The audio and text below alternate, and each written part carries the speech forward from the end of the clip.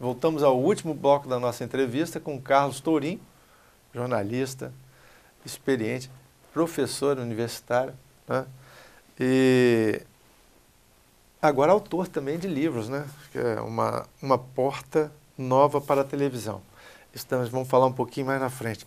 Tourinho, nós terminamos o último bloco, eu fiz a provocação como a gente controlar essa mídia. Se por um lado a democratização da informação nos vários veículos, né, principalmente o smartphone, né, hoje se dissemina com muita facilidade, por outro, essa profusão de fakes, né, é muito grande. E a gente deixou aquela pergunta, como controlar isso? Como a gente falou aqui no intervalo até, a gente tem que sempre diferenciar o controle de uma censura, né? Mas sim, o controle, ele é necessário, né? No mundo em que você não pode mais confiar nas informações, é um mundo em que a sociedade está correndo um sério risco, né? Vide aí a questão que a gente falou das eleições, que é onde será definido o destino do país nos próximos 4 anos. Então, a gente não pode correr o risco de eleger uma pessoa que foi colocada no poder a partir de informações falsas. Sim. Então, tem um fenômeno, tudo que vem sempre uma moeda com duas faces, né? A democratização da informação trouxe um problema, de fato, sim, que é essa profusão das informações falsas. Mas já está surgindo um remédio para essa doença, né? Qual é? São agências de fact-checking, checagem de informação. É um fenômeno relativamente novo,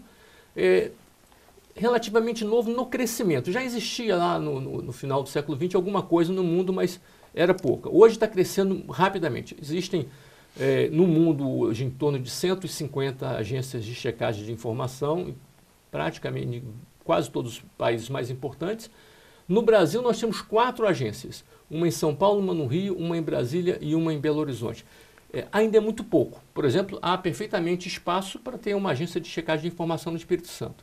Como é que essas agências trabalham? Elas trabalham num princípio de pesquisa e de jornalismo.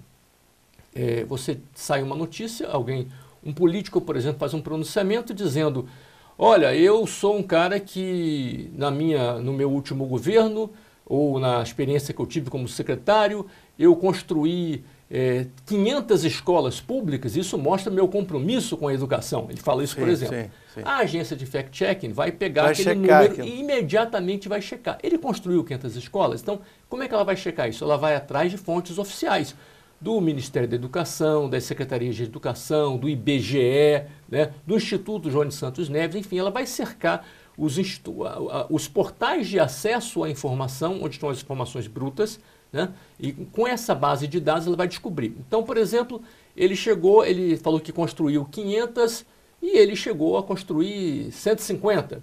Sim. Então ela vai falar assim, ó, ele construiu, mas exagerou. E vai dizer, 70%. E vai dizer. Vamos dizer que ele não tenha construído nenhuma. Ela vai falar assim, é mentira. Isso. Ele não construiu. Então, essa possibilidade de você, de uma forma científica, não bate-boca, mas de uma forma científica, você começar a desmascarar as mentiras, inibe o mentiroso. É verdade. Né? Agora, é claro que isso nós estamos falando dessas mentiras ditas por pessoas que têm uma repercussão maior, que vá provocar uma ação dessas agências de fact-checking ou de jornais que contratem o serviço dessas agências. Mas aquela pequena mentira, aquela que prolifera, essa que pode consolidar, de repente, uma informação, né?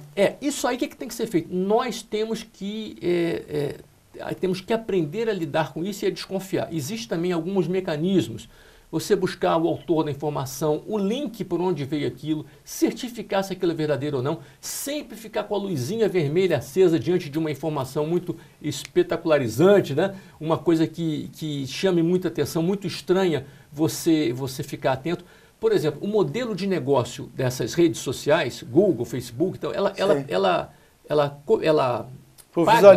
paga por visualização. Que é o Google AdSense, por exemplo. Né?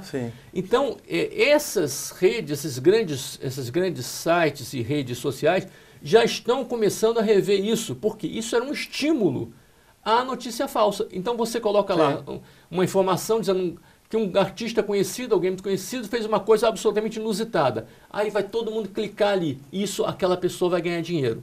Mesmo né? Ou um remédio criando... que cura tudo, cura absolutamente tudo, né?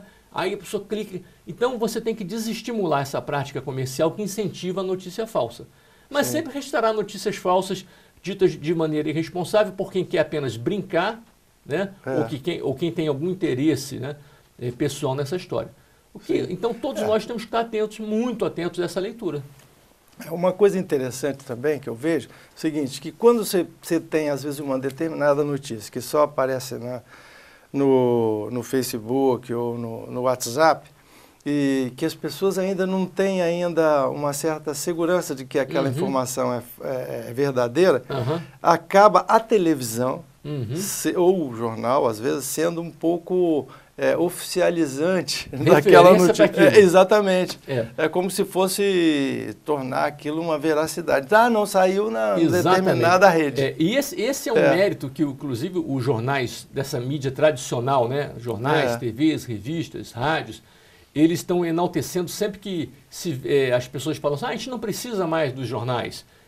Tanto precisa que quando as pessoas veem uma notícia estranha nas redes sociais, o primeiro lugar que elas buscam são os jornais tradicionais. As referências, né? Ainda que seja uma versão de um site, uma versão na internet daquela jornal que tem uma grife já estabelecida. Então você vai checar lá. Sabe por quê, amigo?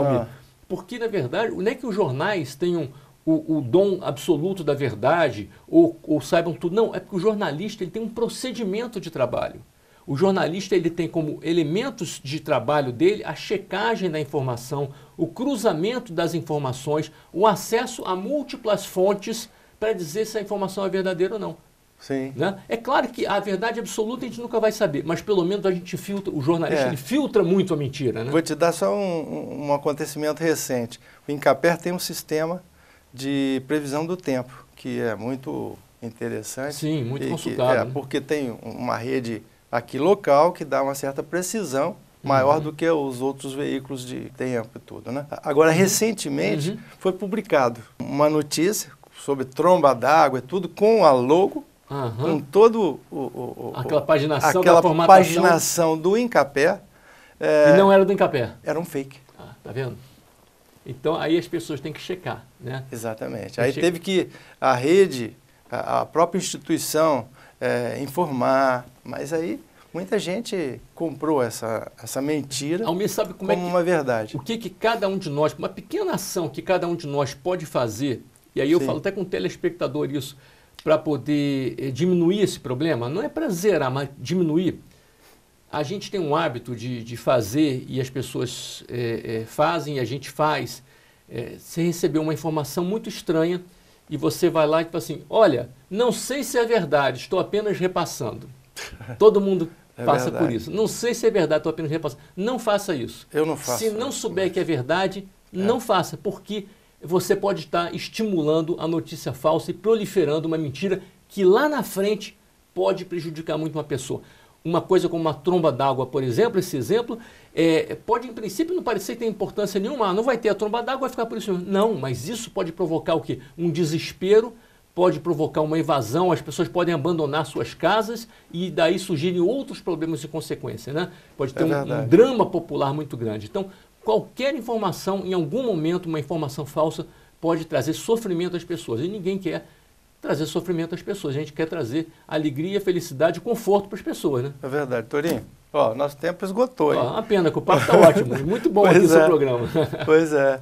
E agradeço aí sua presença, né? Obrigado. E a gente espera que você tenha cada vez mais sucesso aí nessa sua vida acadêmica agora, né? E também possa trazer mais outras informações para a gente aí em novos programas. Obrigado pelo convite, estou sempre à disposição. Obrigado também ao público aí que acompanha a gente ao longo dessa história profissional. Obrigado.